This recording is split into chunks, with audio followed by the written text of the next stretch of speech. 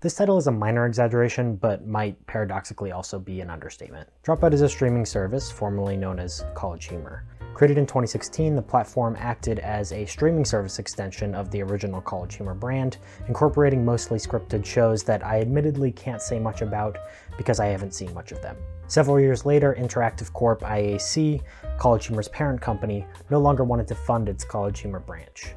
Sam Reich, College Humor's head creative, was able to keep the brand and the streaming service Dropout, in hopes to revive the brand in some form in the years to come. As Reich himself has discussed in various interviews and AMAs, the streaming service was at best staying afloat for several years and at worst sinking. Scripted shows were no longer viable options as they took a lot of planning and budget. Instead, Reich decided on a different route: unscripted, improvisational content.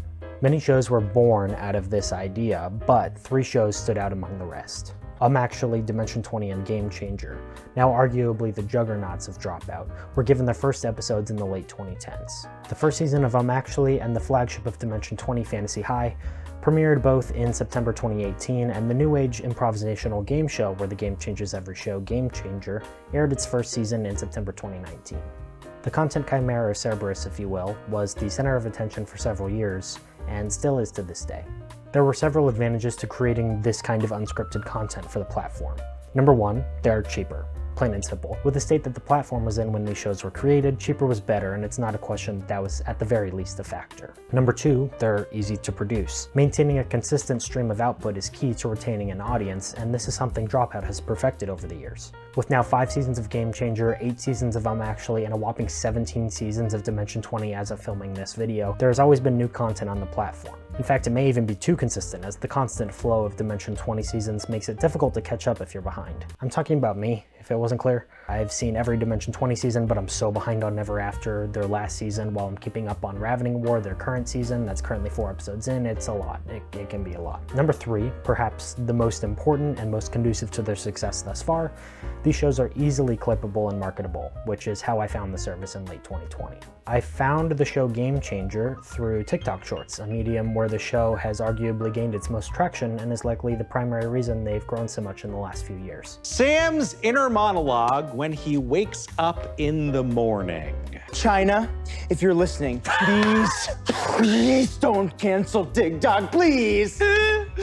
I saw just a few clips of Game Changers Make Some Noise, one of the few recurring shows on Game Changer, and was instantly hooked. One $5 a month, now $6 a month subscription later, and I've never looked back. It's the only subscription that I don't ever think of canceling. After making it through several seasons of Game Changer, I found Dimension 20, and this show made me fall back in love with D&D. I played a lot in high school, but stopped and never found a group in college, not that I looked that hard, to be honest. For a while it was something I viewed as just a fun thing I did in high school that I could look back on, but now I've created my own group.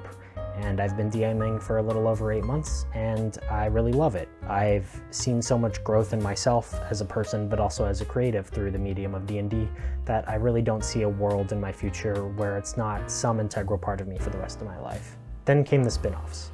Game Changer, by its nature, being a show where the game changes every show, yields itself naturally to being able to play test new shows or new spin-off shows, and that's unintentionally exactly what it did. Make Some Noise, Play It By Ear, and Dirty Laundry are all gems that I adore greatly and have inspired me to at least try getting into improv in a few months once I moved down to my new place in August. I didn't value it before as a potential option for me, but now I see improv as a potential tool to help me grow even more as a communicator, something I would have never considered without Dropout. I've greatly developed as a person who does often have the ability to speak, but all of my videos are written via script, because often when I start a thought, I always put so much pressure on myself not to meander and actually finish a sentence that I end up talking way too long, maybe changing subjects to the point where I'm not even sure what I'm talking about anymore, and neither are you, and the point is completely lost on both of us. And then I don't even know how to end the sentence anymore, because instead of just picking one route to end the sentence, I pick every single route to end the sentence, and it just becomes a jumbled mess of words, and I keep talking until someone stops me and puts me out of my misery. But I digress. In late 2020, when I found Dropout, I was living by myself, in a job I hated and was arguably killing me. I'd been grappling with my own personal issues and going to therapy just to find out I also have anxiety and depression on top of all of that. And trying to figure out how to manage it both in and out of work was a nightmare.